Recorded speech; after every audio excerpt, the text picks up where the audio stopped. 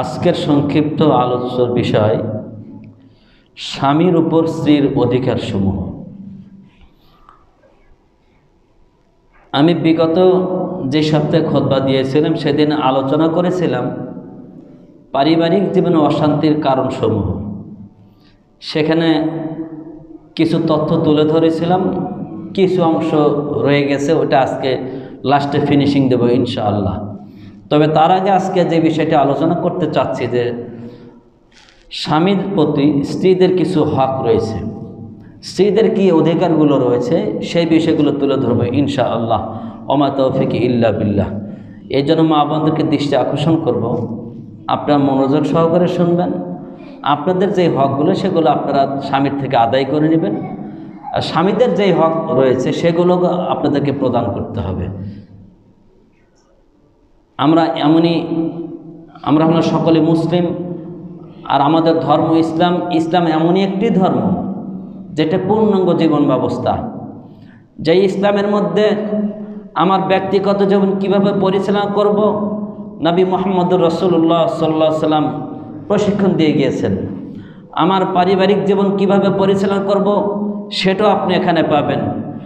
আমার সামাজিক জীবন কিভাবে পরিচালনা সেটাও পাবেন। রাষ্ট্রীয় জীবন কীভাবে সেটাও আমরা পাবো। কিন্তু সমস্যা একটাই, আমরা সেগুলো খুঁজে নিতে পারি না। সঠিক জ্ঞান অর্জন না করার কারণে সঠিক পথে আমরা চলতে পারি না। এই জন্য আমাদের এই জুমার খুতবাগুলোতে বিষয়ভিত্তিক আলোচনা করা হয়, যাতে আমাদের বিষয়ভিত্তিক জ্ঞানগুলো আসে। পাশাপাশি আবার তালিমি বৈঠকও চালু করা হয়েছে, যেখানেও আমরা বিষয়ভিত্তিক আলোচনা পাব। সেখান থেকে আমাদেরকে জ্ঞান অর্জন করে তদ অনুযায়ী আমাদের সার্বিক জীবনে বাস্তবায়ন করতে হবে, তাহলেই আমাদের এই খুতবাগুলো সার্থক হবে। আমি আপনাদের সকলকে অনুরোধ করব, আমাদের আলোচনাগুলো আমরা মনোযোগ সহকারে আমলের নিয়ত শুনবো ইনশাআল্লাহ। ওমা তৌফিক ইল্লা বিল্লাহ। আমরা সকলেই জানি পারিবারিক জীবনে আমাদের সকলেকে একটু সারের মনোমনস্ক থাকতে হবে। আমরা একজন মেয়েকে অন্যের বাড়ি থেকে নিয়ে এসেছি, একটু যদি আমরা লক্ষ্য করি, দেখেন মেয়েদের জীবনটা, এদের সারাটা জীবনটাই পরাধীনতায় রয়েছে। বাল্যকালে বাবা মার অধীন, ছোটকাল থেকে বাবা মা যাই বলে তাই শুনতে হয়। যখন একটু বড় হয়ে যায়, বুঝ হয়ে যায়, তখন বিবাহ হয়ে যায়, তখন স্বামীর অধীন। আবার দাম্পত্য জীবন যখন শেষ বয়সে চলে যায়, তখনও পরাধীন, সন্তানদের অধীন। ছেলেরা বড় হয়ে যায়, ছেলে মেয়েরা যা বলে বাবা মাকে তাই শুনতে হয়। এই জন্য বিশেষ করে মা বোনদের জীবনটা, তাদের সারা জীবনটাই পরাধীন জীবন।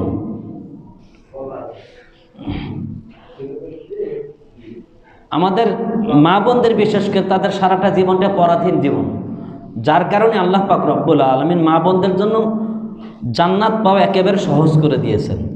শুধু আমাদের রাস্তাঘাটগুলো জানা থাকতে হবে, যদি সেইভাবে আমরা চলতে পারি ইনশাআল্লাহ জান্নাত সহজ। আমি আমার যুবক ভাইদেরকে, বাবাদেরকে অনুরোধ করব, আপনি যখন একটা মেয়েকে তার বাবা বাড়ি থেকে নিয়ে এসেছি, দেখেন একজন মেয়ে ছোটকাল থেকে বাবা মার কাছে থাকে, বাবা মা কত আদর যত্ন করে মানুষ করেন।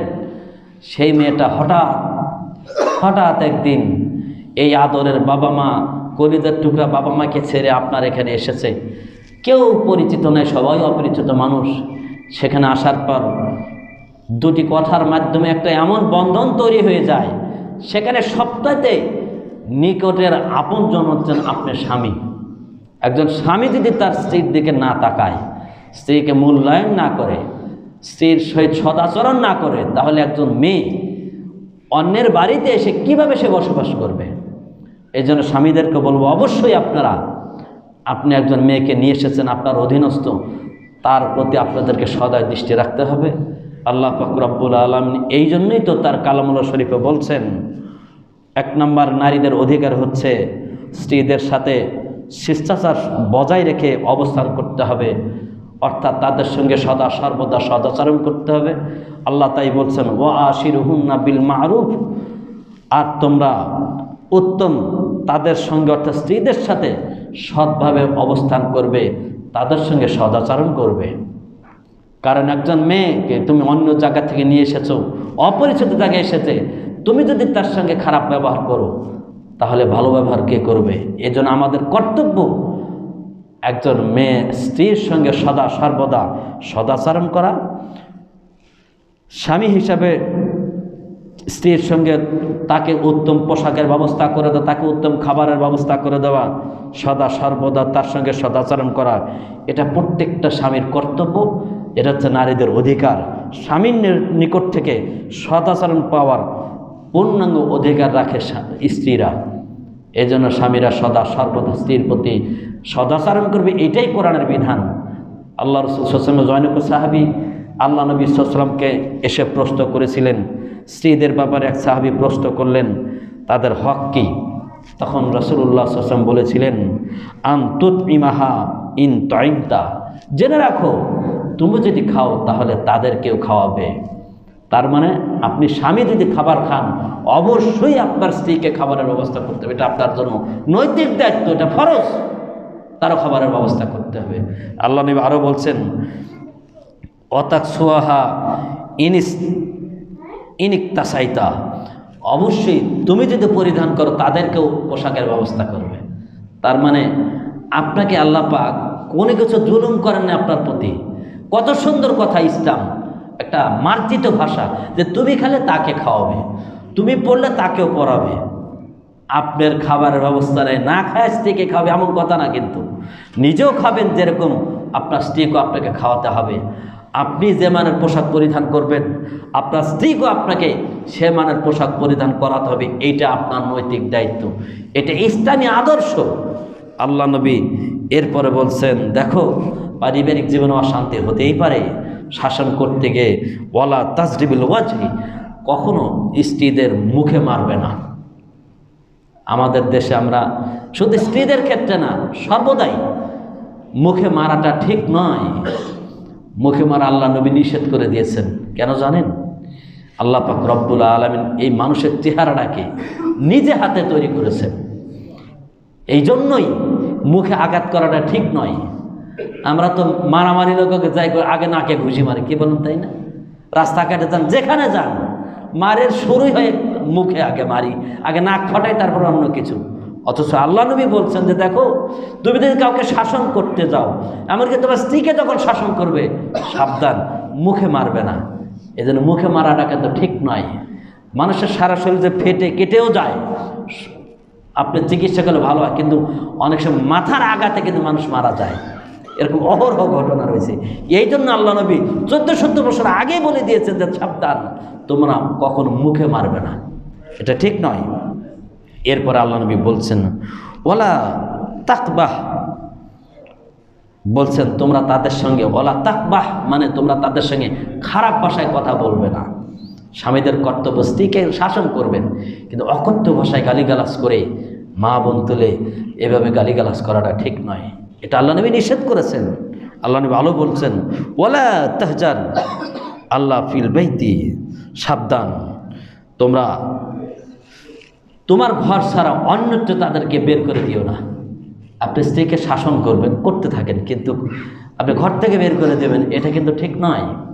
একজন মেয়ে মানুষ, সে তো অসহায়, তাকে ঘর থেকে কেন বের করে দিবেন? আপনি ঘরে রেখে যত প্রকারের শাসন আছে আপনি করতে পারেন, অবশ্যই করবেন, এটা শরীয়ত সম্মত। এই জন্য আসুন, ইসলাম কত মার্জিত একটা ধর্ম দেখেন।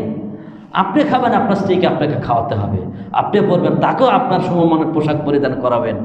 আপনি নিজে তাকে শাসন করেন, কিন্তু মুখে মারা যাবে না, তার সঙ্গে অসৎ ব্যবহার করা যাবে না, গালিগালাজ, অকথ্য ভাষায় গালিগালাজ করবেন, এটাও ইসলামে নাজায়েজ, এটা চলবে না, এটা নিষেধ করেছেন রাসূল সাল্লাল্লাহু আলাইহি ওয়াসাল্লাম। আসুন না একটু আমরা আমাদের স্ত্রীদের সঙ্গে সদাচরণ করি। আল্লাহ নবী অন্য হাদিসে বলছেন আলা ওয়াহাক্কুহুন্না আলাইকুম, সাবধান, আমি কি তোমাদেরকে তাদের ব্যাপারে বলবো না? তাদের অধিকার কি, নারীদের অধিকার কি, তাদের অধিকার সম্পর্কে আমি তোমাদেরকে বলবো না? জেনে রাখো, সাবধান, ওয়াহাক্কুহুন্না আলাইকুম, তোমাদের প্রতি তাদের হক হচ্ছে আন তুহসিনু ইলাইহিন্না ফি কিসওয়াতিহিন্না ওয়া তুআমিহিন্না। জেনে রাখো, সাবধান, তাদের হক হচ্ছে তোমরা তাদেরকে উত্তম পোশাকের ব্যবস্থা করবে এবং তাদের জন্য উত্তম খাবারের ব্যবস্থা করবে। কি সুন্দর কথা! আপনি আপনার স্ত্রীর জন্য উত্তম খাবারের ব্যবস্থা করবেন, উত্তম পোশাকের ব্যবস্থা করবেন, এটাই আপনার দায়িত্ব। এবং এর ভিতরে কি রয়েছে, আপনি আপনার পরিবারের জন্য, স্ত্রী সন্তানাদির বাবা মার জন্য যে সমস্ত খরচগুলো করেন, যা অর্থ ব্যয় করবেন, সবই আপনার জন্য সাদগান নাকি। এজন্য আসুন না আমরা আমাদের পরিবারের জন্য বেশি বেশি ব্যয় করি, বন্ধু বান্ধবের সম্পর্ক রক্ষা করতে অনেক ব্যয় করি। অনেক ব্যক্তি আছেন যারা নিজের পরিবারের চাইতে বাহিরের লোকদের প্রতি বেশি ব্যয় করে, বাবা মার চাইতে বন্ধু বান্ধবের পিছনে বেশি ব্যয় করে। সাবধান, এটা কখনো করবেন না। আপনি আপনার সন্তান, আপনার পরিবার, এদের প্রতি আপনি যত ব্যয় করবেন, প্রত্যেকটা ব্যয়টা আপনার জন্য সাদগান নাকি। আল্লাহ আমাদের সকলকে পরিবারের প্রতি শরীয়ত সম্মত বিধান অনুযায়ী হালাল উপার্জন করে যথাযোগ্য উত্তম খাবারের ব্যবস্থা, তাদের প্রতি ব্যয়ের ব্যবস্থা করার তৌফিক দান করুন। আল্লাহুম্মা আমিন। রাসূলুল্লাহ সাল্লাল্লাহু আলাইহি ওয়াসাল্লাম অন্য হাদিসে কি বলছেন জানেন? ওয়াকাহলু আলাইহিস সালাম, আল্লাহ নবী বলছেন, লা ইয়াফরুকু মুমিনুন মুমিনাতান। আল্লাহ নবী বলছেন, দেখো তোমরা তোমাদের স্ত্রীদেরকে ঘৃণা করাটাও ইসলামে না চাইছে। আল্লাহ নবী বলছেন যে কোনো মোমেন পুরুষ কোন মোমেনা নারীকে কখনো ঘৃণার চোখে দেখতে পারে না। আমরা অনেক সময় বলতে গিয়ে স্ত্রীদেরকে এমন অকথ্য ভাষা বলি, তো দেখতে মন চায় না, দেখতে মন চায় না। আসলে কিন্তু এই ভাষাটা ব্যবহার করাটা ঠিক নয়, সমীচীন নয়। আল্লাহ নবী নিষেধ করছেন যে তোমরা কখনো মোমেন পুরুষ কোনো মোমেনা নারীকে এই কথা বলতে পারে না, ঘৃণার চোখে তার দিক তাকাতে পারে না, ঘৃণা করা যাবে না। আপনি তাকে একটা দিক খারাপ লাগলে আর একটা আপনার ভালো লাগবে। আল্লাহ নবী তাই বলছেন, দেখো ইনকারিহা মিনহা খুলুকান, তুমি যদি তার কোন একটা ব্যবহারে তোমার কাছে খারাপ লাগে, জেনে রাখো ওয়া রাজিয়া আখার, তার অন্য ব্যবহারে তুমি সন্তুষ্ট হয়ে যাও। একজন মানুষের সবই তো দোষ না, ভালো গুণও আছে। এজন্য যদি কখনো তোমার সামনে তোমার স্ত্রীর কোনো দোষ চোখে পড়ে যায়, তার একটা ব্যবহারে তুমি কষ্ট পাও, তার অন্য একটা সৎ ব্যবহারে তুমি সন্তুষ্ট হয়ে তার সঙ্গে সদাচরণ করো, তার প্রতি খুশি হয়ে যাও। আমরা যদি আসলে ইসলামিক জ্ঞান আমাদের ভিতর থাকে, পারিবারিক অশান্তি হওয়ার কথা না। আসুন না একটু আমরা আমাদের স্ত্রীদেরকে মূল্যায়ন করি, তাদের সহিত সদাচরণের মাধ্যমে ভালো ব্যবহার করি। একটা ব্যবহার খারাপ লাগলো, তার অন্য একটা ব্যবহার যে ভালো ব্যবহার, সেদিকে লক্ষ্য করে তার সঙ্গে সদাচরণ করার জন্য আমরা চেষ্টা করি। আল্লাহ আমাদের সকলকে পরিবারের স্ত্রীদের সঙ্গে সদাচরণ করার তৌফিক দান করুন সকল, আল্লাহুম্মা আমিন। এটা গেলে 1 নম্বর অধিকার। স্ত্রীদের 2 নম্বর অধিকার হচ্ছে, দিন সম্পর্কে যদি স্ত্রীদের জ্ঞান না থাকে, তাহলে স্বামীর কর্তব্য হচ্ছে স্ত্রীকে ইসলামিক জ্ঞান শিক্ষা দেওয়া। এমনকি শিক্ষা দিতে না পারলে ইসলামিক জ্ঞান অর্জন করা যায় এমন বৈঠকে বসার সুযোগ করে দেওয়া। যেরকম দেখেন আমাদের মসজিদের সুন্দর ব্যবস্থা আছে, আপনি আপনার স্ত্রীর কোরআন হাদিসের জ্ঞান নাই, কিচ্ছু করতে হবে না, আপনি শুধু নিয়মিত জুমার মসজিদে পাঠান, বিষয়ভিত্তিক আলোচনা শুনবে, দেখবেন আপনার শাসন করতে হবে না, আপনার ওয়াইফ কোরআন সুন্নাহর কথা শুনে এমনিতে চেঞ্জ হয়ে যাবে। দুঃখ লাগে আমার মা বোনদের প্রতি যে আমরা যারা জুমায় আসি বটে একবারে লাস্ট টাইমে, ওই কাজটা সারতে একটু চেষ্টা করবেন খুতবা শুরু থেকে আসার জন্য, তাহলে সঠিক জ্ঞানটা পাবেন, সে অনুযায়ী আমল করতে পারবেন। বাবাজিদের তো কথা বলবোই না, দুনিয়ার কাজ শেষ করে শুধু লাস্টে আসে যে উপস্থিত না হলে কেমন দেখাইতে। জি না, শুরুতে কয়জন লোক ছিল, আজকে খালি মনে করেন যে বাইরের মেহমান আসলে একটু, তো এলাকার লোক না, বাইরের লোকদের ভরে যায়, এলাকার লোক সবসময় আজীবনই লাস্টে আসে। কেন আসবেন আপনারা? সারা সপ্তাহ পর সাপ্তাহিক একটা ঈদের দিন, এদিন বিষয়ভিত্তিক আলোচনা হয়, আপনাদের ঈদ প্রস্তুতি থাকবে, সারা সপ্তাহ প্রস্তুতি থাকবে যে শুক্রবার দিন যত কাজ আছে সংক্ষেপ করে জুমার খুতবার আগে মসজিদে যাবো ইনশাআল্লাহ। পূর্ণাঙ্গ আলোচনা যদি না শোনেন কি বুঝবেন? মাছের মাথা খাবেন তো লেচের স্বাদ তো বুঝবেন না। ও যা বলবে যে কি খুতবা দিলে এটা বলছে, আগের কথার সাথে পরেরটার সম্পর্ক থাকে, আগেটা তো শুনে নাই, উল্টা ব্যাখ্যা করবে রাস্তাঘাটে গিয়ে। এজন্য অনুরোধ করবো, দেখেন একটু আগে আসবেন।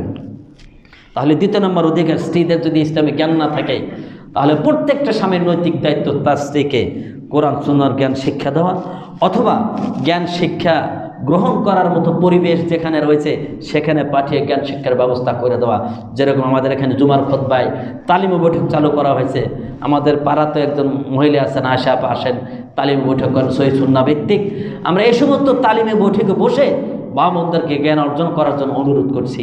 আর স্বামীদেরকে বলবো, যদি আপনার স্ত্রীরা জুমা মসজিদে আসতে চায়, তালিমে বৈঠকে আসতে চায়, এই যে কোরআন সুন্নাহ সহিহ হাদিস ভিত্তিক বেদাত মুক্ত শিরক মুক্ত যেখানে আলোচনা হয় এমন জায়গায় যদি যেতে হয়, যেতেছে আপনারা ব্যবস্থা করে দেবেন। প্রয়োজন নিজে সাথে নিয়ে রেখে আসবেন, যাতে ওখান থেকে কোরআন হাদিসের জ্ঞান আহরণ করতে পারে।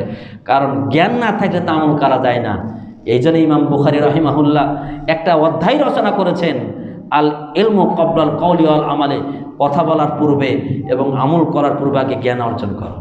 কারণ সঠিক জ্ঞান না থাকলে আপনি ভুল কথা বলবেন, জ্ঞান সঠিক না থাকলে আপনি আমল কি করবেন? আগে আপনাকে জানতে হবে, জেনে তদনুযায়ী সঠিক জ্ঞান অর্জন করে সেই অনুযায়ী আপনাকে আমল করতে হবে। এজন্য জ্ঞান অর্জন করতে হবে আমাদেরকে, স্ত্রীদেরকে জ্ঞান অর্জনের ব্যবস্থা করে দিতে হবে। কেন? ইসলামিক জ্ঞান অর্জনের মাধ্যমে আপনি সঠিক পথে পরিচালিত হয়ে জান্নাতের পথ আপনার জন্য সুগম করে নিতে হবে। শুধু নিজেই জ্ঞান অর্জন করে সঠিক পথে তা না, আপনার পরিবারকে ব্যবস্থা করতে হবে। আল্লাহ পাক রব্বুল আলামিন এই জন্যই তো তার কালামুল্লাহ শরীফে বলছেন, ইয়া আইয়ুহাল্লাযিনা আমানু কু আনফুসাকুম ওয়া আহলিকুম নারা, হে ঈমানদারগণ, তোমরা নিজেকে জাহান্নাম থেকে বাঁচাও এবং তুমি তোমার পরিবারবর্গদেরকে জাহান্নাম থেকে বাঁচানোর ব্যবস্থা করো। তাদেরকে বাঁচাতে হবে। তাদেরকে বাঁচাতে হলে অবশ্যই তাদেরকে কোরআন হাদিসের জ্ঞান অর্জনের ব্যবস্থা করে দিতে হবে। তাছাড়া তারা কেমনে বাঁচবে? সঠিক পথ, সঠিক জ্ঞান যদি না থাকে বাঁচতে পারবো না। এই জন্য মা বোনদেরকেও কোরআন সুন্নাহর জ্ঞান অর্জনের ব্যবস্থা করতে হবে।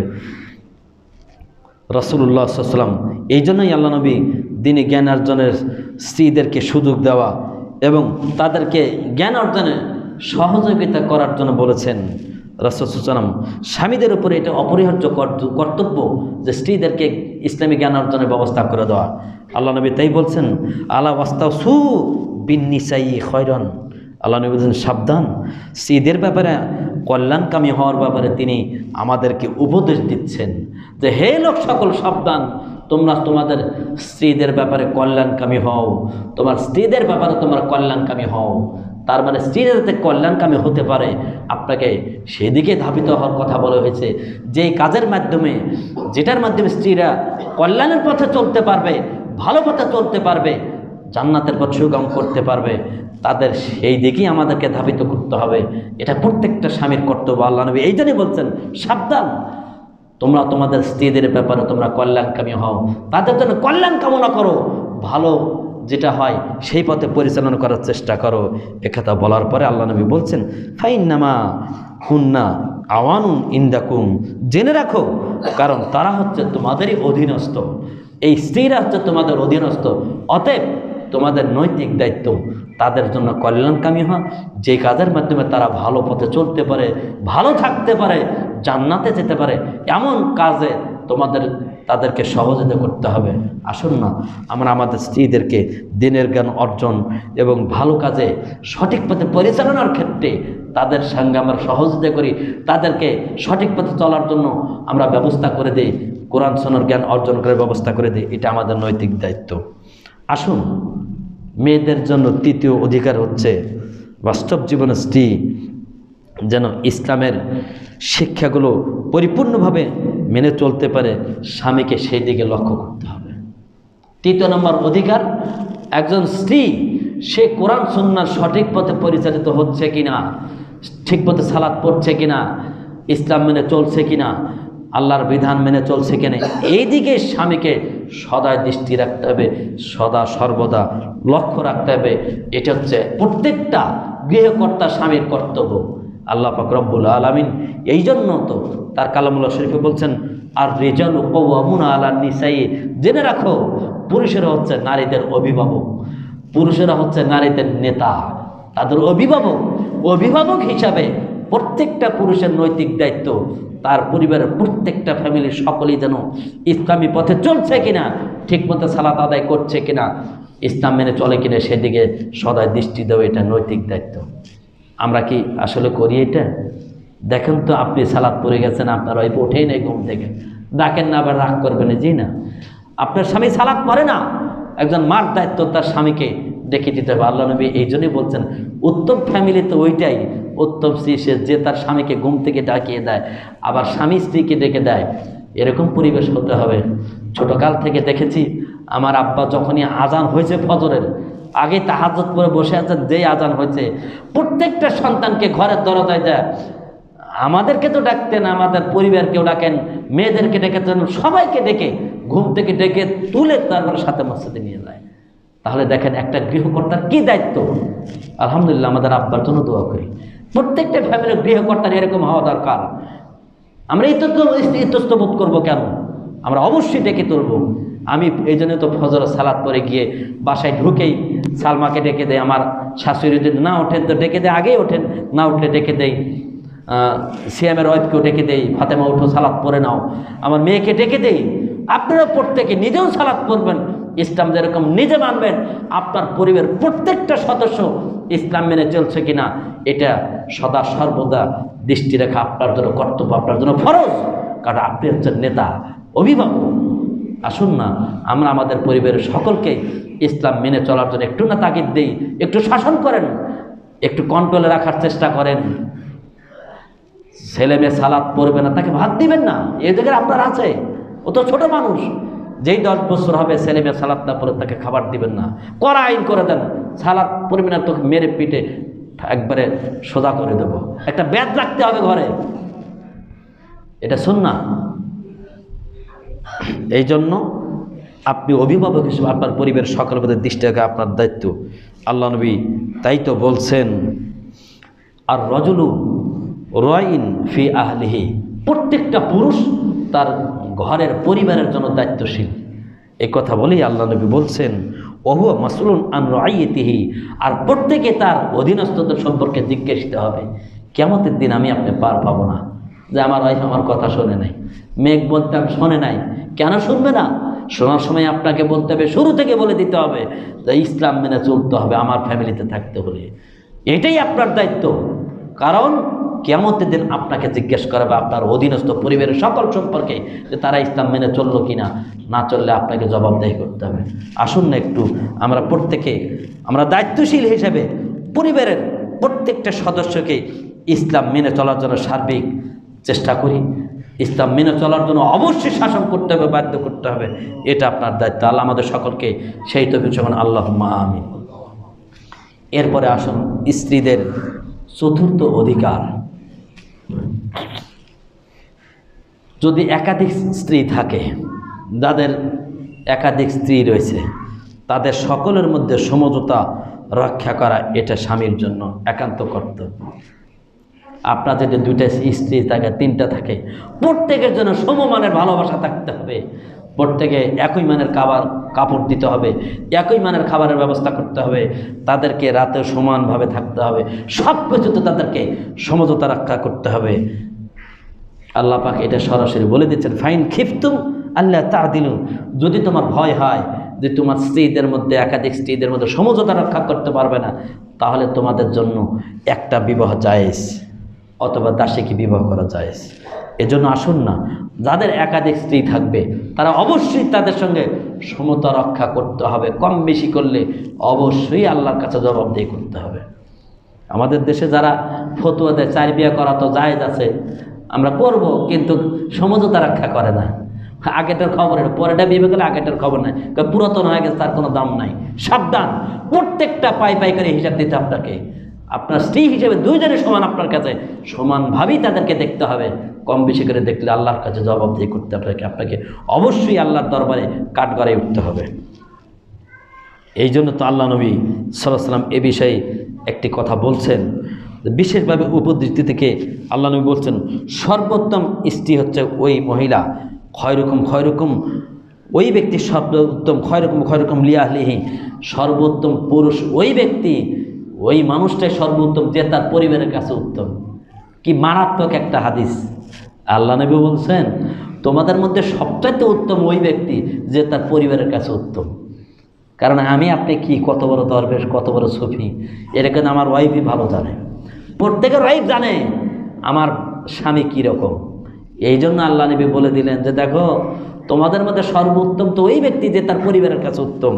ওয়ানা খয়রুকুম লিআহলি, আর আমি নবী আমার পরিবারের কাছে উত্তম। রাসূল সাল্লাল্লাহু আলাইহি ওয়াসাল্লাম তার স্ত্রীরা এত ভালো ছিলেন, তারপরেই কিন্তু রাসূলের বিরুদ্ধে আন্দোলন করছে, আছে না, সূরা তালাক আসছে না? এই জন্য সাবধান, আপনাকে আপনার স্ত্রীর কাছে ভালো হতে হবে।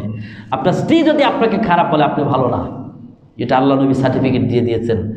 মেয়েদের কাছে আপনার পরিবারের কাছে যদি আপনি খারাপ হন, বোঝা যাবে আপনি আসলে ভালো না। রাস্তাঘাটে বন্ধুবান্ধব বাইরে ভালো সাজাই যায়, বাড়িতে আপনার কী অবস্থা সেটা দেখতে হবে।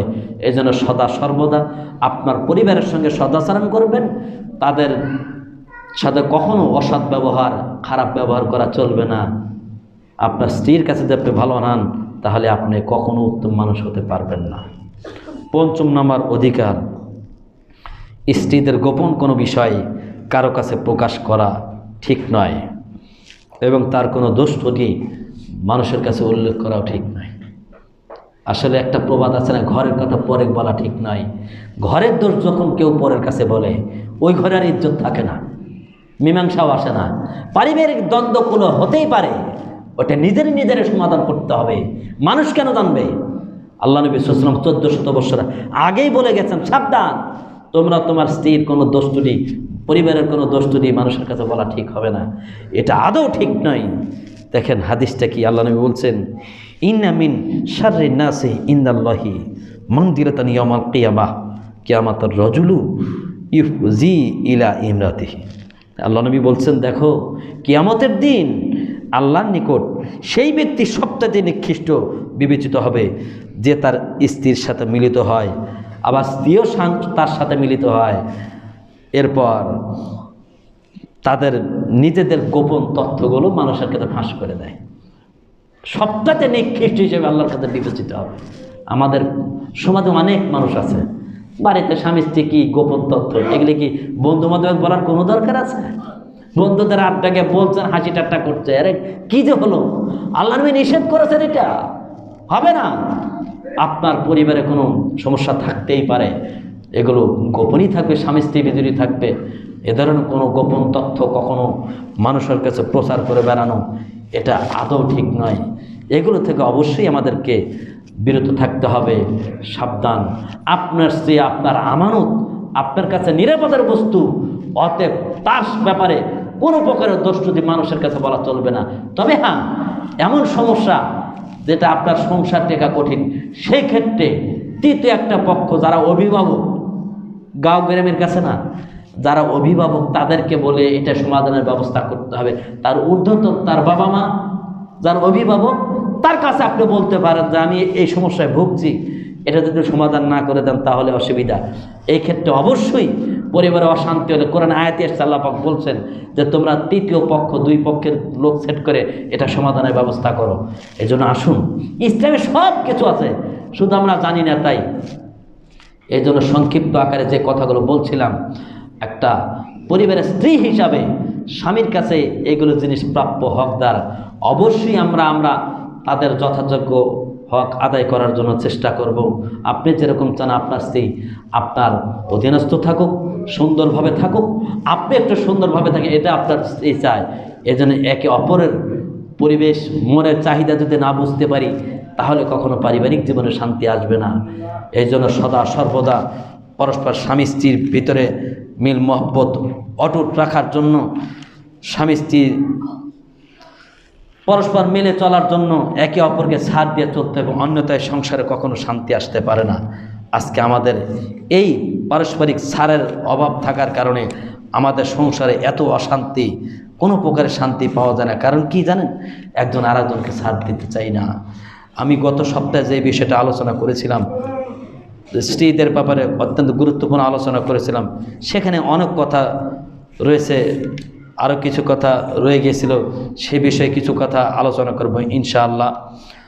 অবশ্যই যে কথাগুলো রয়েছে সেই কথাগুলো একটু আলোচনা করব, যাতে আমরা সঠিকভাবে চলতে পারি। কোরআন সুন্নাহর সঠিক জ্ঞান না থাকার কারণে আজকে আমাদের সমাজে তো অশান্তি, মূল কারণ হচ্ছে কোরআন হাদিসের জ্ঞান না থাকা।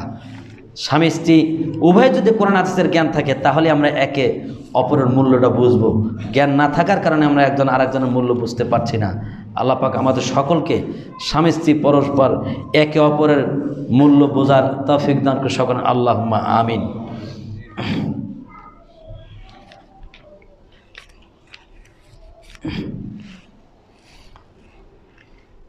স্বামী স্ত্রীর ক্ষেত্রে আমাদেরকে লক্ষ্য করতে হবে, স্ত্রীরা সবসময় স্বামীদের ক্ষেত্রে স্বামীরা যেটা চায় এইদিকে লক্ষ্য করতে হবে। স্বামী যে ব্যক্তিকে পছন্দ করে না এমন কোনো ব্যক্তিকে বাড়িতে আসতে দেওয়া ঠিক নয়, এমন কোনো ব্যক্তিকে বাড়িতে ঢুকতে দেওয়া ঠিক নয়। যেই ব্যক্তির ব্যাপারে স্বামী পছন্দ করে না, ওই লোকটা আমার এখানে আসুক চায় না, এমন ব্যক্তি আপনার বাসায় ঢুকবে না। এটাই হচ্ছে নিয়ম। আল্লাহ রাসূল সাল্লাল্লাহু আলাইহি ওয়াসাল্লাম এই কথাই বলে দিয়েছেন, যাকে পছন্দ করে না স্বামী তাকে আপনার বাসায় ঢুকতে দেওয়া যাবে না। অনুরূপভাবে স্বামীর অবাধ্য যদি হন, অবাধ্য স্ত্রী যারা, তাদের ব্যাপারে আল্লাহ নবী সাল্লাল্লাহু আলাইহি ওয়াসাল্লাম কঠিন ভাষা বলেছেন।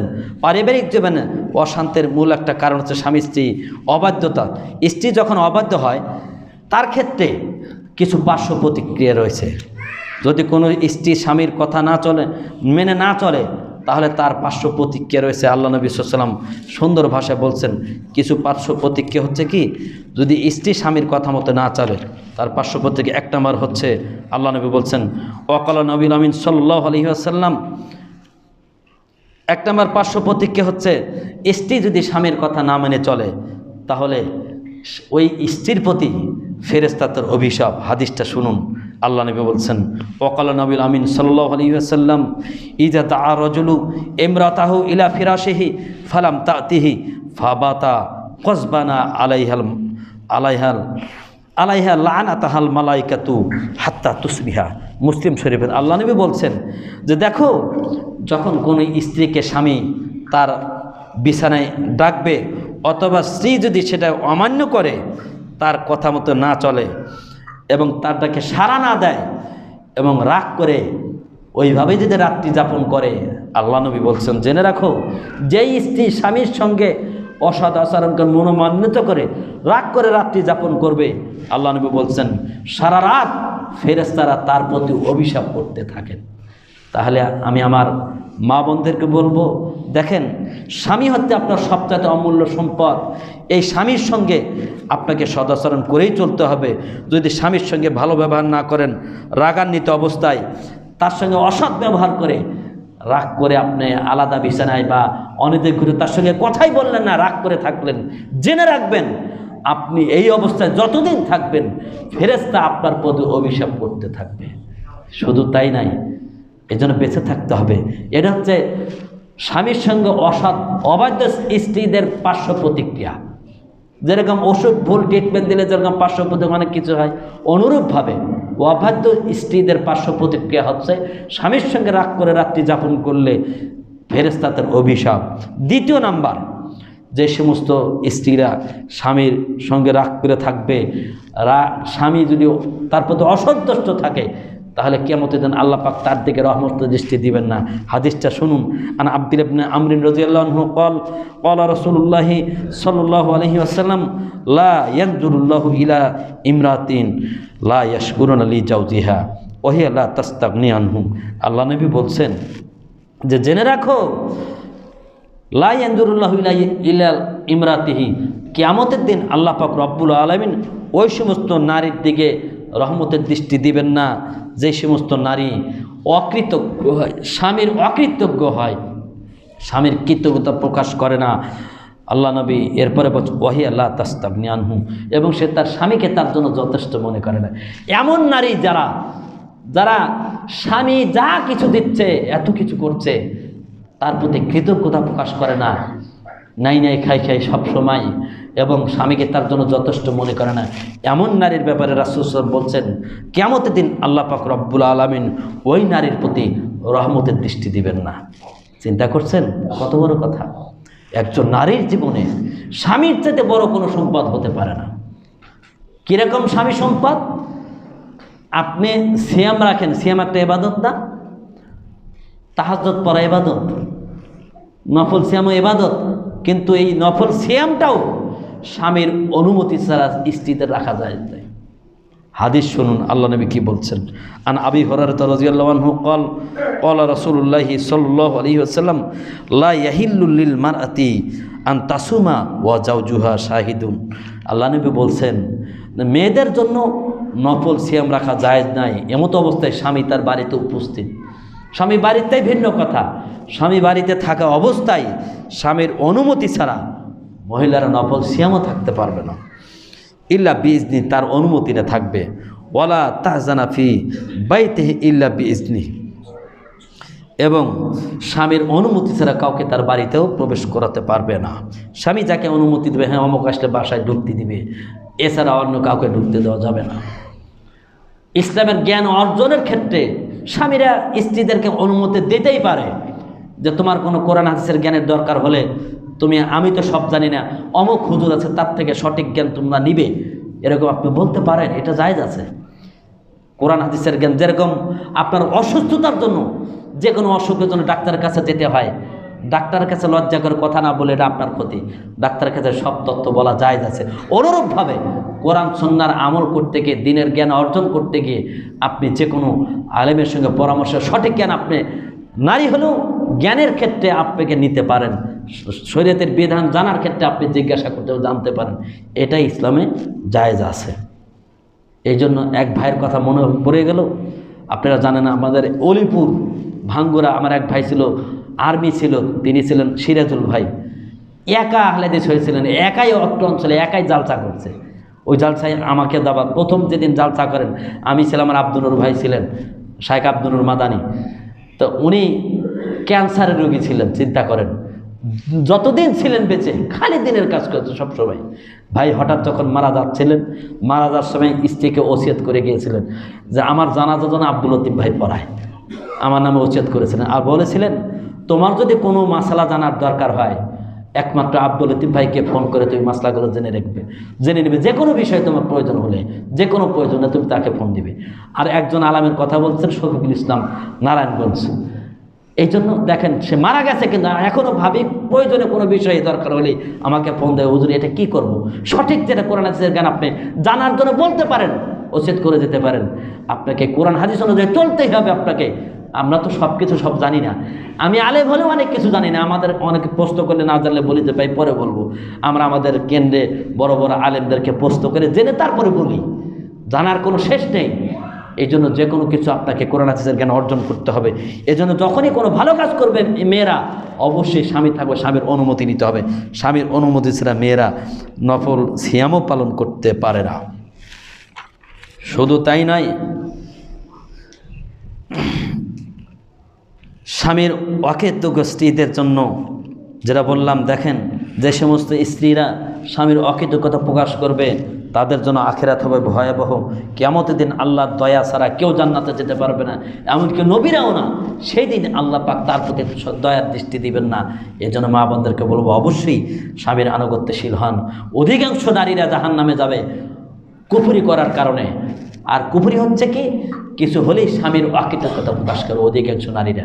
আপনি সারা জীবন তাদেরকে সব দিবেন, হঠাৎ একদিন একটু খারাপ ব্যবহার হয়েছে, বলবো যে সারাটা জীবন তোমার পালা যতদিন আসছিলাম খালি কষ্টই দিলে, জীবনে কোনো কিছু দাও নাই তুমি, আমার সব শেষ করে দিবে।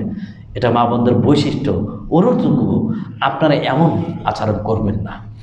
একজন স্বামী সদা সর্বদা চেষ্টা করে তার স্ত্রী যাতে ভালো থাকে, সাধ্যমতো তার মন জয় করার জন্য সাধ্যমতো চেষ্টা করে।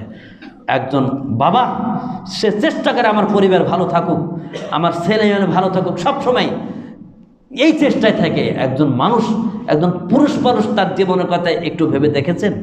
তার জীবনে সদা সর্বদা জল্পনা কল্পনে কিভাবে পরিবারের লোকজন ভালো থাকে। একজন ছেলে মানুষ জীবনে যা উপার্জন করে, যা কামা করে, সারাদিন মেহনত করে, চিন্তা করে বাবা মাকে খুশি রাখবো, আমার পরিবারে খুশি রাখবো, সন্তানদেরকে ভালো রাখবো। এখন এই মানুষটা সারাদিন কষ্ট করে ব্যবসা বাণিজ্য চাকরি করে বাড়িতে যেই আসার সাথে সাথে যদি স্ত্রী শুরু করে দেয় তোমার মা এই করছে, তোমার বোন এই করছে, যদি একের পর এক অভিযোগ শুরু করে, মনে করেন এই লোকটার মাথা কী হবে। এই জন্য মা বোনদেরকে বলছি একটু ধৈর্য ধারণ করুন, ধৈর্য ধারণ করার চেষ্টা করুন। আর স্বামীদেরকে বলবো অবশ্যই তাদের কথাগুলো মনোযোগ দিয়ে শুনে ন্যায় বিচার করতে হবে, অন্যায় করা যাবে না। শুনেই আপনাকে উল্টাপাল্টা মায়ের শুরু করবেন, এটা ইসলামে জায়েজ নয়। মা বোনদেরকে অনুরোধ করব কখনো আপনি স্বামীর অবাধ্য হবেন না, তাদের অকৃতজ্ঞতা প্রকাশ করবেন না। আল্লাহ নবী সাল্লাল্লাহু আলাইহি ওয়াসাল্লাম এই জন্য বলছেন স্বামীর মান ইজ্জত হেফাজত করা প্রত্যেকটা নারীর জন্য এটা নৈতিক দায়িত্ব। আল্লাহ পাক রব্বুল আলামিন এই জন্য বলছেন ফাসলিহাতু কানিতাতুন হাফিজাতুন লিল গায়বি বিমা হাফাজাল্লাহ। পুণ্যবতী নারীরা যারা সতী সাধবী নারী তাদের গুণ হবে কি, তারা আনুগত্যশীলা হবে, সবসময় স্বামীর আনুগত্য করে চলবে। আর দ্বিতীয় নম্বর বৈশিষ্ট্য হবে স্বামীর অনুপস্থিতিতে স্বামীর অধীনস্থ জিনিসগুলিকে সংরক্ষণ করবে, নিজের লজ্জাস্থানকে যেরকম হেফাজত করবে, স্বামীর অর্থ সম্পদকে নিরাপদে রাখবে। এটা হচ্ছে একজন সতী সাধবী নেককার পরেজগার নারীর বৈশিষ্ট্য।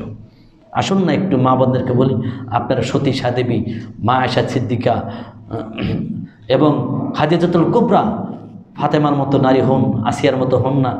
আসিয়ার দিকে একটু তাকান না, তাকে কত নির্যাতন করেছে, এত নির্যাতন নিপীড়ন, স্বামী ছিল কাফের, এরপরেও তার ঘর করছে, সংসার করছে, কত কষ্ট সহ্য করে স্বামীর সংসার করছে। আর আমাদের স্বামীরা তো ফেরানোর মতো এত নির্যাতন করে না, এরপরও আপনি ধৈর্য ধারণ করে থাকতে পারেন না। এখন মিডিয়ার যুগ, ইন্ডিয়ান চ্যানেলগুলো দেখে নারীরা হয়তো উতালা, কিছু না হয়তো ডিভোর্স দিয়ে দেয়। সাবধান, একটা সংসার ভাঙাতে কত কষ্টে, অন্যায়ভাবে যদি কোনো নারী কোনো স্বামীকে ডিভোর্স দেয়, কেমতিতে তাকেও কাঠগড়ে উঠতে হবে। অনুরূপভাবে একজন স্বামীও অন্যায়ভাবে কোনো নারীকে মিথ্যা অপবাদ দিয়ে তার পরিবার থেকে বের করে দিতে পারে না। উভয়কেই শরীয়তের জ্ঞান থাকতে হবে, ইসলাম মেনে চলতে হবে, অন্যথায় আল্লাহর কাঠগড়াতে অবশ্যই আমাদেরকে জবাবদেহি করতে হবে। আল্লাহ নবী তাই বলছেন, আল মারাতু রাইয়াতুন আলা বাইতি জাওজিহা ওয়া ওয়ালাদিহা, একজন নারী তার পরিবারের দায়িত্বশীল, তার স্বামীর ঘরের দায়িত্বশীল এবং তার সন্তানের নিরাপত্তার জন্য দায়িত্বশীল। একজন মা তার পরিবারকে সুখময় জান্নাতে পরিবার করে গঠন করার জন্য, একজন মাই পারে পুরো পরিবারকে ইসলাম অনুযায়ী গঠন করার জন্য। একজন ছেলে মানুষের চাইতে মাই বেশি পারে। এই জন্য আল্লাহ নবী বলছেন যে তুমি একটা দিনদার নারী নিয়ে আসো, তাহলে তোমার পরিবারটা জান্নাতে পরিবার হবে। কারণ স্বামী তো সবসময় বাসায় থাকে না, ছেলে মেয়ে কী করছে না করছে মাই জানে। মা যদি তার স্বামীকে অভিযোগ না দেয়, কিভাবে বাবা শাসন করবে ছেলে মেয়েদেরকে? অধিকাংশ ছেলেমেয়েরা আজকে নষ্ট হচ্ছে একমাত্র অযোগ্য বাবা মায়ের জন্য। ছেলেমেয়েরা বিভিন্ন ছেলেদের সাথে সম্পর্ক করে, মোবাইলে কথা বলে, বন্ধু বান্ধব বাড়িতে এসে বাবা জানেই না, সব মা জানে। অধিকাংশ মেয়েরা আজকে যত পরকীয়া করে, যত প্রেম করে, ভালোবাসা করে ছেলেদের সঙ্গে, মারা অধিকাংশ মারা সব জানে, মার সাথে পরামর্শ করে, সব করে, প্রয়োজনে টুক করে বের হয়ে মা জানে, বাপ কিছুই জানে না। সাবধান, মা বোনদেরকে বলছি, আপনি হচ্ছেন একজন আমানতদারী নারী, স্বামীর পুরো সংসারটা আপনার কাছে আমানত। আপনি অবশ্যই স্বামীর দিকে লক্ষ্য করে, তার পরিবারের প্রত্যেকটা যত অভিযোগ স্বামীকে বলতে হবে আপনাকে, তার অনুপস্থিতিতে পুরা বাড়ির সব কিছুর দায়িত্ব আপনাকে এগুলো দেখে রাখতে হবে। এগুলো যদি না করে তাহলে আল্লাহর কাছে আপনাকে জবাবদেহি করতে হবে। শুধু তাই নয়, আল্লাহ নবী স্বামীর অপছন্দ ব্যক্তিদেরকে ঘরে প্রবেশ করতে নিষেধ। হাদিসটা শুনুন, আল্লাহ নবী বলছেন, ফাহাক্কুকুম আলাইহিন্না, হে মেয়েরা তোমরা জেনে রাখো তোমাদের প্রতি স্বামীদের অধিকার হচ্ছে আল্লাহ ইউতিনা ফিরাশাকুম মান তাকরাহুনা, স্বামীরা যাদেরকে অপছন্দ করে এমন ব্যক্তিদেরকে তোমরা তোমাদের বাড়িতে প্রবেশ করতে দিবে না। এই জন্য মা বোনদেরকে অনুরোধ করব, আপনি এদিকে লক্ষ্য করবেন এবং সদা সর্বদা স্বামীদের ঘরেই অবস্থান করা মাদের জন্য সবচেয়ে বড় নিরাপদ। আল্লাহ এই জন্যই বলছেন, অকান্না ফি বুয়ুতিকুন্না ওয়ালা তাবারুল জাহিলিয়াতুল উলা, হে নারীরা তোমরা সদা সর্বদা স্বামীর বাড়িতে অবস্থান করো এবং জাহিলি নারীদের মতো নিজেদেরকে প্রদর্শন করে বেরাইও না। মা বোনরা আজকে দেখেন না, যখনই বাহিরে বের হয় যত প্রকারের সাজগোজ আছে। কেন আপনি সাজগোজ করবেন? একমাত্র স্বামীর জন্য। বাইরে একবার সাদা মাথা হয়ে বের হয়ে যাবেন যাতে কেউ আপনার দিক না তাকায়। উল্টা চলছে আমাদের দেশে, মেয়েরা যত বাইরে যেই যাবেন সাদা গোজা, আর ঘরে জাম্বা সাম্বা করে থাকে। ঠিক নয়, বাড়িতেই আপনাকে সাজগোজ করে স্বামীর কাছে যত সুন্দর করে থাকতে পারেন এটা আপনার জন্য বিধান। আর বাইরে যত সাদা মাটা হয়ে যেতে পারবেন এটি হচ্ছে সবচেয়ে নিরাপদ আপনার জন্য। এদিকে অবশ্যই আমাদেরকে লক্ষ্য করতে হবে। আর জেনে রাখবেন, মা বোনদেরকে একটি কথা বলে রাখি, আপনি যখন অন্য কোনো ছেলে মানুষের সঙ্গে কথা বলবেন, শরীয়তের বিধান হচ্ছে কি জানেন? তখন কিভাবে কথা বলবেন? ফালা তাখজানা বিল কওলি ফায়াত মাআল্লাযী ফি কলবিহি মারাজুন, জেনে রাখো আল্লাহ নবী বলছেন, তবে যখন কোনো অন্য পুরুষের সঙ্গে কথা বলার প্রয়োজন হবে তখন তোমরা কোমলভাবে কথা বলবে না, কর্কশ ভাষায় কথা বলবে। যে কেউ আমার সাথে যদি কারো কোনো প্রশ্ন, কোনো প্রয়োজন, মাসলা জানার দরকার থাকে, অত মধুর ভাষায় কথা বলতে হবে না। যে কোনো প্রয়োজনে একজনের কাছে একজনের প্রয়োজন হতেই পারে। একজন নারী একমাত্র স্বামীর সঙ্গেই কোমল ভাষায়, মার্জিত নম্র ভাষায় কথা বলবে। আর অন্য কোনো বেগানা পুরুষের কোনো প্রয়োজন হলে তাদের সঙ্গে যখন কথা বলবে উত্তরটা নেবে একবার কড়া করে, ওয়ালাইকুম আসসালাম, মানে নম্রভাবে, একেবারে নরম করে, এভাবে মিষ্টিভাবে কথা বলতে হবে না। এটা ঠিক নয়। আর আমাদের দেশে কি উল্টা চলছে, স্বামী আসতে একেবারে কয় একটু খেতে দাও, কয় ও টেবিল আছে নিয়ে খাও, পানি ঢালে খাও। আর অন্য মানুষ আসলে কত সুন্দর ভালো করে কথা, ভাই আসছেন, ও কলিগ আসছে, কত সুন্দর ভালো ব্যবহার। জি না, হবে না, এটা ইসলামে নিষেধ করেছে। আপনাকে স্বামীর সঙ্গে নম্র ভাষা, মিষ্টি ভাষায় কথা বলবেন। বেগানা কারোর সঙ্গে কোনো কথা বলার প্রয়োজন হলে একান্ত কর্কশ ভাষায় কথা বলতে হবে। এটাই হচ্ছে বিধান। এদিকে অবশ্যই আমাদেরকে লক্ষ্য করতে হবে। আল্লাহ নবীর একটা হাদিস মনে পড়ে গেল। আল্লাহ নবী বলছেন, দেখো সবচাইতে সর্বোত্তম নারীর পরিচয় কি, স্ত্রীর পরিচয় কি? হাদিসটা শুনুন। আল্লাহ নবী বলছেন, খয়রুকুম নিসাই খয়রুন নিসাইল্লাতি ইজা নাজারতা ইলাইহা সাররাতকা। আল্লাহ নবী বলছেন, হে নারীরা, তোমাদের মধ্যে সবচাইতে সর্বোত্তম নারী হচ্ছে ওই নারী, ওই স্ত্রী হচ্ছে সবচাইতে উত্তম, যখন তার দিকে তাকায় তখন খুশিতে মনটা ভরে যায়। তার মানে আপনি যখনই আপনার স্ত্রী দিকে তাকাচ্ছেন, আপনার স্ত্রী হালকা মুচকি হাসিতে আপনার সঙ্গে কথা বলে, সে দিয়ে তাকালেই আপনার মনটা খুশিতে ভরে যায়।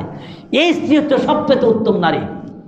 এই জন্য মা বোনদেরকে বলবো, যত কষ্ট থাক না কেন, একটু মনটা নরম করে, স্বামী যখন বাসায় আসবে একটু ভালো ব্যবহার করে কথা বলা যায় না?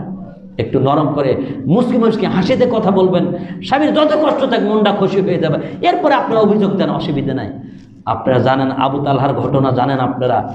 তার সন্তান মারা গিয়েছিল, যুদ্ধর ময়দান থেকে বাসায় এসেছেন, সন্তান মারা গেছে। স্ত্রী কী করছেন জানেন? ওই সন্তানকে ঢেকে রেখে স্বামীকে সুন্দর করে খাবারের ব্যবস্থা করে খাওয়ানোর পরে বলছেন, স্বামী বলছে সন্তান কই, ছেলেকে ডাকো একসঙ্গে বসে ভাত খায়। তখন স্ত্রী বলছেন, স্বামী আপনার কাছে যদি কেউ কোনো আমানত দেয় আর আপনার থেকে সেই আমানত চেয়ে নেয়, আপনি কি তাকে আমানত দিতে কোনো আপনার কোনো অসুবিধা আছে? বলে না, একজন আমানত তাকে তো আমানত দিয়েই দিতে হবে, এটাই তো কর্তব্য। তখন খাওয়ার পরে স্বামীকে বলছে যে, স্বামী আসলে আপনার সন্তান সে মৃত্যুবরণ করেছে। কি আশ্চর্য শিক্ষা সাহাবীদের কাছে! সন্তান মারা গেছে, স্বামী কষ্ট পাবে, আগে তার খাবারের ব্যবস্থা, খাওয়ানোর পরে ঘোষণা দিছে। আর আমাদের স্ত্রীরা বাসায় ঢোকার আগে দুনিয়ার অভিযোগের ঝুলি নিয়ে বসে পড়ে।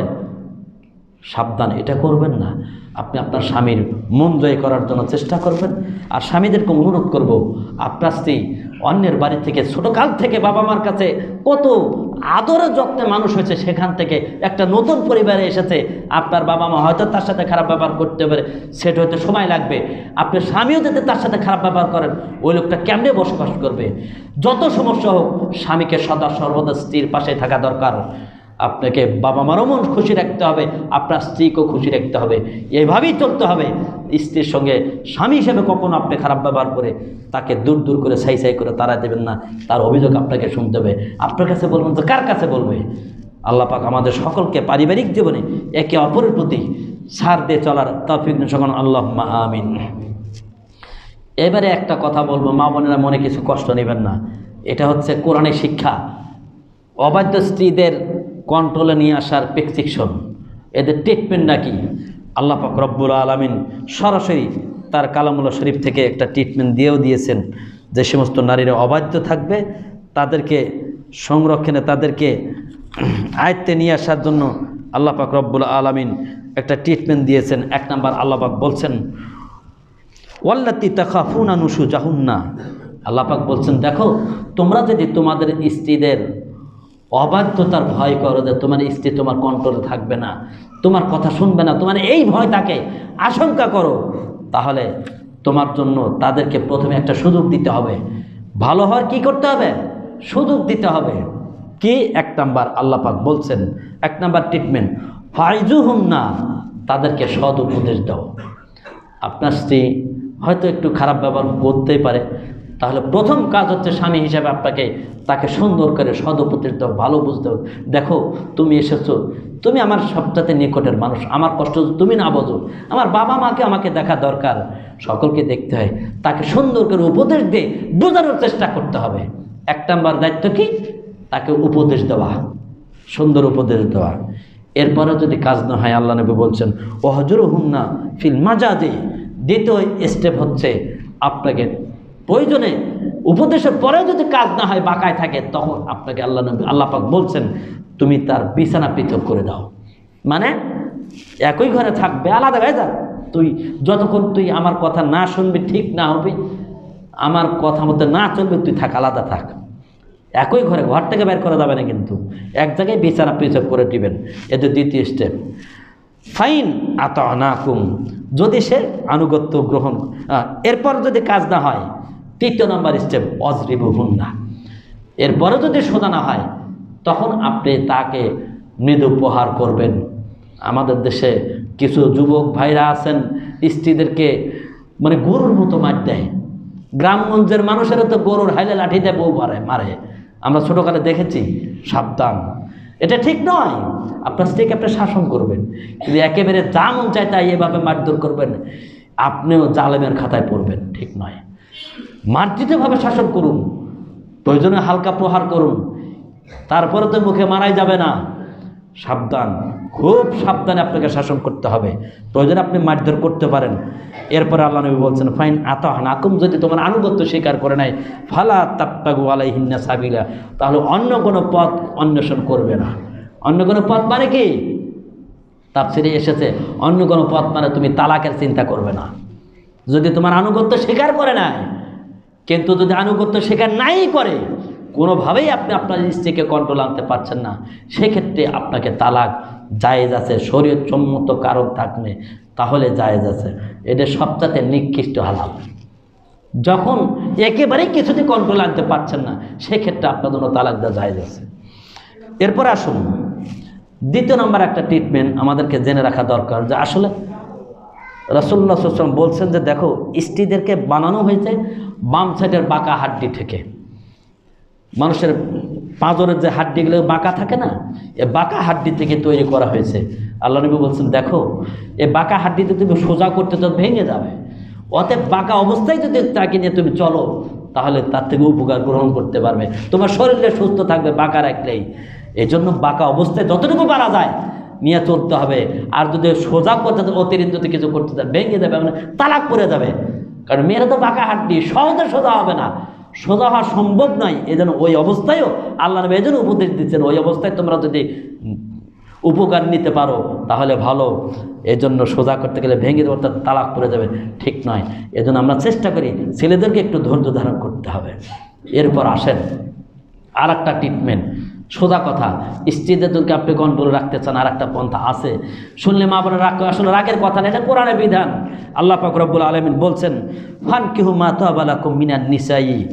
আল্লাহ পাক বলছেন ফানকিহু, তোমরা বিবাহ করো, মা তাবা লাকুম মিনান নিসাই, তোমাদের স্ত্রীদের মধ্যে থেকে যাকে তোমাদের ভালো লাগে তোমরা তাকে বিবাহ করো। আয়াতটা মনোযোগ দিয়ে শুনবেন। আল্লাহ বলছেন ফানকিহু, তোমরা বিবাহ করো, মা তাবা লাকুম মিনান নিসাই, তোমাদের স্ত্রীদের মধ্যে তোমাদের যাকে ভালো লাগে তাকে তোমরা বিবাহ করো। মাসনা, 2টে বিবাহ করো। কয়টা করবে? 2টে। ও সুলাসা 3টা, ও রুবা 4টা। আল্লাহ পাক এখানে 2টে থেকে শুরু করছেন। এই জন্য কোনো কোনো মুহাদ্দিস বলেছেন আসলে প্রকৃত বিবাহ 2টে করাই সুন্নাহ। এরপরে আল্লাহ পাক বলছেন ফাইন খিফতুম আল্লাহ তাআদিলু, হ্যাঁ যদি তুমি ভয় করো একাধিক স্ত্রী হলে তাদের ভিতর সমঝোতা রক্ষা করতে পারবে না, কম বেশি জালেমের খাতায় পড়ে যাবে, এই ক্ষেত্রে আল্লাহ পাক বলছেন ফা ওয়াহিদাতুন, তাহলে একটা তোমার জন্য জায়েজ। আমরা পাক ভারত পাকিস্তানের মুসলমানরা জায়েজ দেয় চলে, আমরা সুন্নতে যাওয়ার উপায় নাই, গেলেই বাড়িতে জাহান্নামের আগুন চলে যাবে। কে বলেন তাই না? শুনতে খারাপ না, আসলে কোরআনের বিধানই 2টে থেকে শুরু করছে আল্লাহ পাক। 2টে 3টা 4টে, এই জন্য আরব আমেরিকা যান, প্রত্যেকটা ফ্যামিলির 2টে 3টা 4টা করে হোক, 3-4টা বাড়ি আলাদা আলাদা করে দিচ্ছে। আমাদের যদি কারো যদি সামর্থ্য থাকে এরকম, তাহলে জায়েজ আছে। কিন্তু আল্লাহ পাক এর জন্য অপশনও দিয়ে দিচ্ছে, যদি তুমি ন্যায় বিচার না করতে পারো, ভয় থাকে, তাহলে একটা তোমার জন্য যথেষ্ট। এর জন্য সাবধান। আপনার স্ত্রী যদি কিছুতেই কন্ট্রোলে না আসে তো আপনার মন চাইলে আপনি আর একটা বিবাহ করে যা তুই থাক, খারাপ ব্যবহার করবি তো আমি আর একজনের কাছে থাকবো, দেখবেন এমনি লাঠি সোজা হয়ে গেছে। সাবধান। আমি মা বোনদেরকে অনুরোধ করছি, আপনাদেরকে খারাপ বলছি না, আপনাদেরকে নসিহত করছি, আপনারা সতর্ক হয়ে যান। ইসলাম অপশন দিয়েছে, আপনি পাকা হবে তো হন, আল্লাহ পাক পন্থা করে দিয়েছে, প্রয়োজনে আর একটা বিবাহ করবে, এটা জায়েজ আছে। আমরা বর্ডার এলাকায় পড়াশোনা, আলাদিপুর, কলমনাগা, সাপার থানা, ওই এলাকায় অধিকাংশ বাড়িতে প্রত্যেকেরই প্রায় 2টা করে বউ, 3টা করে। আমি আশ্চর্য হয়ে গেলাম। আমি একবারে তো জাগিয়েছিলাম, বিশ্বাস করেন ওই এলাকার মানুষকে আমি শোকেস চেনাইতে পারি, শোকেস কাকা তাও জানে না।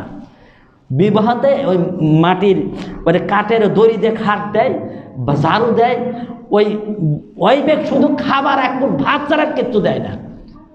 2-3টা করে বোন বসবাস করে, খালি এক মুঠ ভাত খায় আর কিচ্ছু না। সারাদিন খালি ধান মারতেছে, কাজ করতেছে, গরুর মতো কাজ করে ওয়াইফরা, কোনো ঝামেলা নাই। 2-3টা করে বোনে চলছে। যারা জানে না, এটা বর্ডার এলাকায় যারা দেখতে পারবেন, চাঁপাইনবাবগঞ্জের মানুষ জানে, আমি সচক্ষে দেখেছি। আমি 3টা জায়গায় দাঁড়িয়ে 2টা করে বউ দেখি যে খালি খাইবার দিবার বার, আর কিচ্ছু নাই। খায় আর পোশাকটা দেয়, সারাদিন ওই ধান মারতেছে, গরুর কাপ করতেছে, সব করতেছে, সারাদিন কাজ করতেছে, জমি আবাদ করতেছে। সাবধান, আমাদের মেয়েরা তো কিচ্ছুই জানে না, এরা কোনো কিছু সহ্যই করতে পারে না। ইসলাম জ্ঞান অর্জন করুন, মেনে চলার চেষ্টা করুন, ইনশাআল্লাহ শান্তি আসবে। আল্লাহ আমাদের প্রত্যেকে কোরআন সুন্নাহর জ্ঞান অর্জন করে তদ অনুযায়ী আমল করার তৌফিক দান করুন। আল্লাহুম্মা আমিন। মা বোনদের অনুরোধ করছি, আপনারা আমাকে ভুল বুঝবেন না।